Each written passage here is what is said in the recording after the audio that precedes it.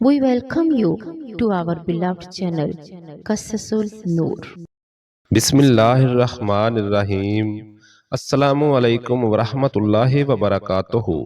محترم ناظرین، کبھی آپ نے یہ سوچا ہے کہ رات کی خاموشی میں جب سب لوگ نیند کے مزے لے رہے ہوتے ہیں، اس وقت اگر کوئی بندہ اپنے رب کے سامنے کھڑا ہو جائے تو اس لمحے آسمان اور زمین کے درمیان کیا نور اترتا ہے؟ کیا آپ جانتے ہیں کہ یہی وہ وقت ہے جب اللہ تعالیٰ خود اپنے بندوں کو پکارتا ہے کہ کون ہے جو مجھ سے مانگے تاکہ میں عطا کروں؟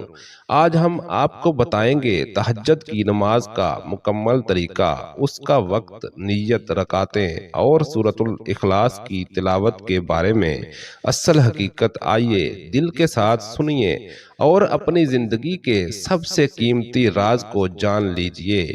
تہجد کی نماز ایک ایسی عبادت ہے جس کی روحانی حلاوت کو صرف وہی محسوس کر سکتا ہے جو سچے دل سے رات کی خاموشی میں اٹھ کر اپنے رب کے سامنے کھڑا ہوتا ہے۔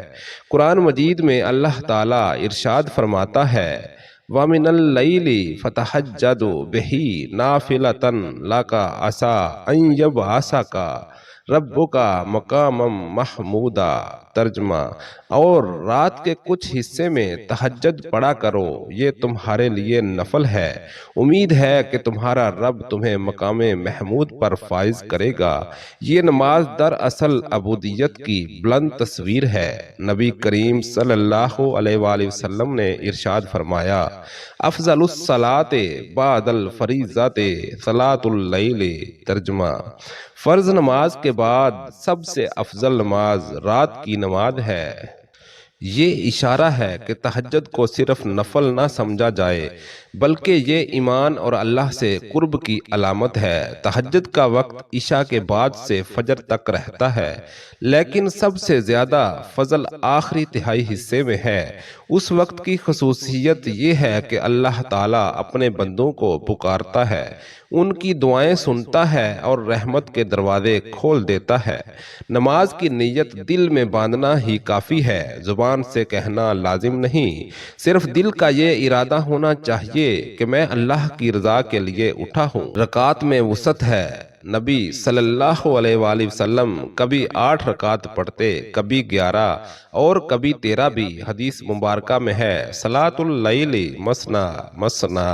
ترجمہ، رات کی نماز 2 رکعت کر کے ہے۔ اس سے یہ واضح ہے کہ آدمی اپنی قوت اور حالت کے مطابق جتنی بھی رکعتیں پڑھ لے وہ قبول ہیں۔ بعض لوگ یہ سمجھتے ہیں کہ تہجد میں لازم ہے کہ سورۃ اخلاص ہی بار بار پڑھی جائے، حالانکہ یہ سمجھنا ٹھیک نہیں۔ ہاں، سورۃ الاخلاص کی فضیلت بہت بڑی ہے۔ نبی صلی اللہ علیہ وآلہ وسلم نے ارشاد فرمایا، قل هو اللہ احد تعدل ثلاث القرآن۔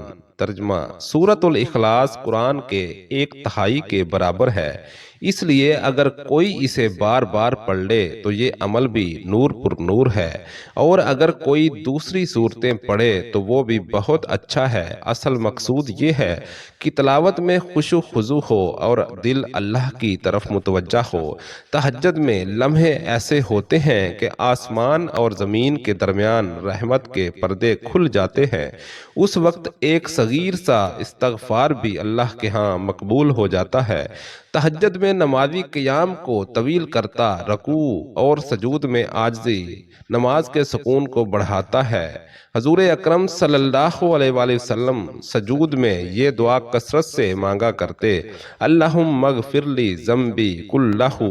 ترجمہ، اے اللہ میرے سارے گناہ معاف فرما دے۔ اس ایک جملے میں دنیا و آخرت کی نجات چھپی ہے۔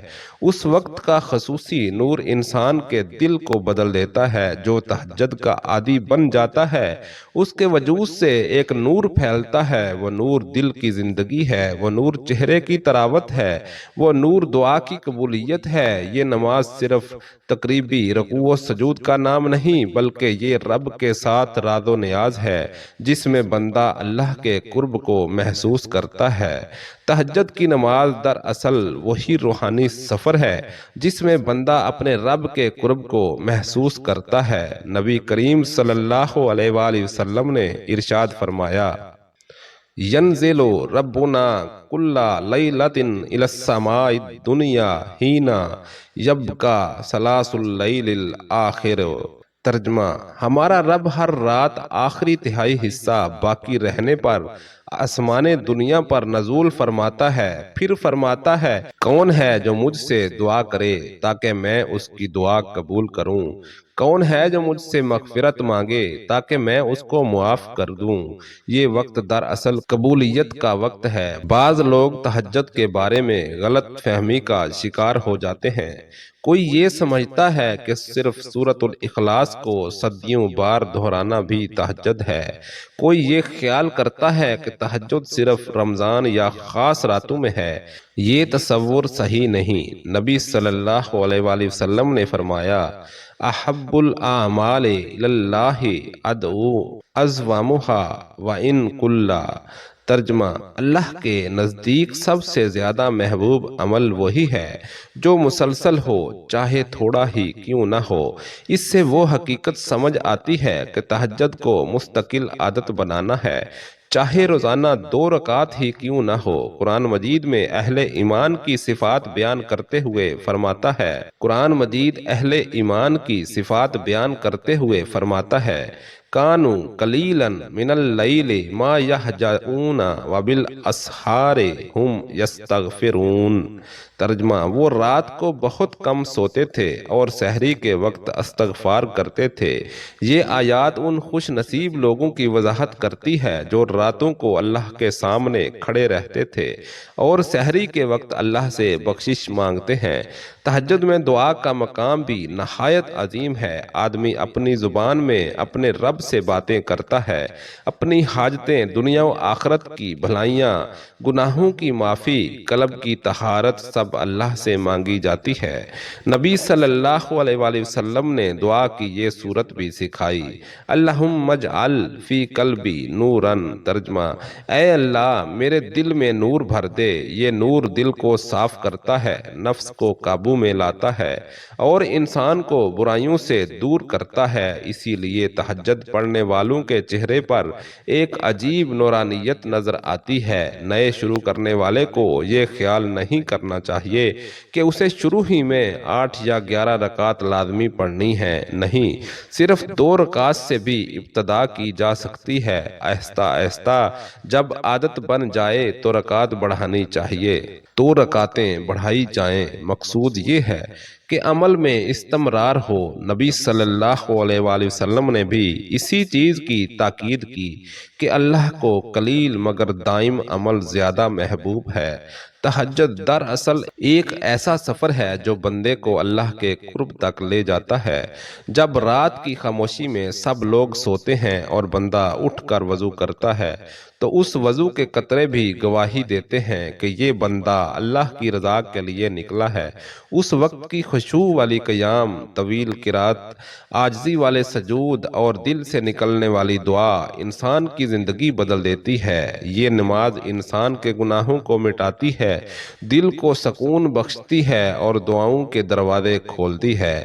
اسی لیے نبی صلی اللہ علیہ وآلہ وسلم نے فرمایا، علیکم بصلاۃ اللیل فإنہا دعاء الصالحین قبلکم وہی قربۃ الی ربکم۔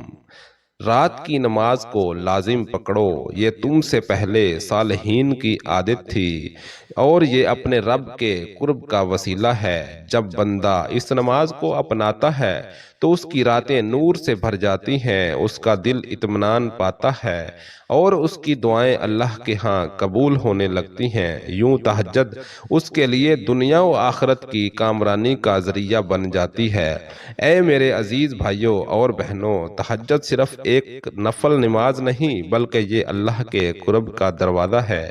اس دروازے پر دستک دینے والا کبھی محروم نہیں رہتا۔ آئیے ہم سب عزم کریں کہ آج کے بعد رات کے کچھ لمحے اپنے رب کے لیے ضرور نکالیں۔ اے اللہ ہمیں تہجد پڑھنے والوں میں شامل فرما، سحری کے وقت استغفار کرنے والوں میں شامل فرما، اور قیامت کے دن اپنے مقبول بندوں میں شامل فرما۔ اگر آپ کو یہ علم اور نصیحت پسند آئی ہو تو اسے اپنی زندگی میں ضرور اپنائیے اور دوسروں تک بھی پہنچائیے، کیونکہ شاید آپ کے ایک عمل سے کسی کی زندگی بدل جائے۔ اللہ ہم سب کو عمل کرنے کی توفیق دے، آمین یا رب العالمین۔